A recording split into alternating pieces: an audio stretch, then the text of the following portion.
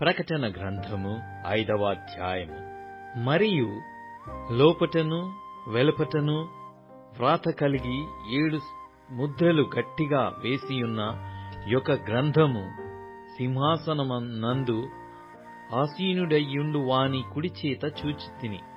మరియు దాని ముద్రలు తీసి ఆ గ్రంథము విప్పుటకు యోగ్యుడైన వాడెవడని బలిష్ఠుడైన యొక్క దూత బిగ్గరగా ప్రచురింపగా చూచితిని. అయితే పరలోకమందు గాని భూమి మీద గాని భూమి క్రింద గాని ఆ గ్రంథము విప్పుటకైనను చూచుటకైనను ఎవనికిని శక్తి లేకపోయెను. ఆ గ్రంథము విప్పుటకైనను చూచుటకైనను ఎవడును కనబడనందున నేను బహుగా ఏడ్చుచుండగా ఆ పెద్దలలో ఒకడు, ఏడవకుము, ఇదిగో దావీదుకు చిగురైన యూదా గోత్రపు సింహము 7 ముద్రలను తీసి ఆ గ్రంథమును విప్పుటకై జయము పొందెనని నాతో చెప్పెను. మరియు సింహాసనమునకును ఆ 4 జీవులకును పెద్దలకును మధ్యను వధింపబడినట్లుండిన గొర్రెపిల్ల నిలిచియుండుట చూచితిని.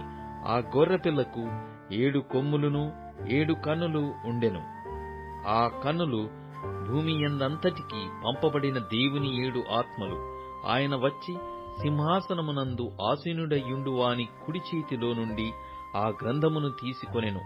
ఆయన దానిని తీసుకొనినప్పుడు ఆ 4 జీవులను వీణెలను ధూపద్రవ్యములతో నిండిన సువర్ణ పాత్రలను పట్టుకొనియున్న ఆ 24 పెద్దలును ఆ గొర్రెపిల్ల ఎదుట సాగిలపడిరి. ఈ పాత్రలు పరిశుద్ధుల ప్రార్థనలు. ఆ పెద్దలు, నీవు ఈ గ్రంథమును తీసుకొని దాని ముద్రలను విప్పుటకు యోగ్యుడవు.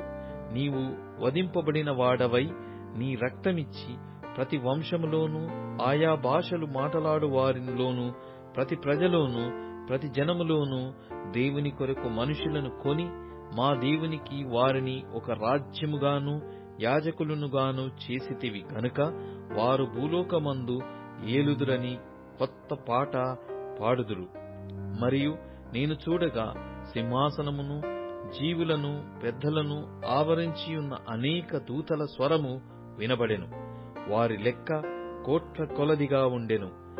వారు వధింపబడిన గొర్రెపిల్ల శక్తియు ఐశ్వర్యమును జ్ఞానమును బలమును ఘనతయు మహిమయు స్తోత్రమును పొందనర్హుడవు అని గొప్ప స్వరముతో చెప్పుచుండిరి.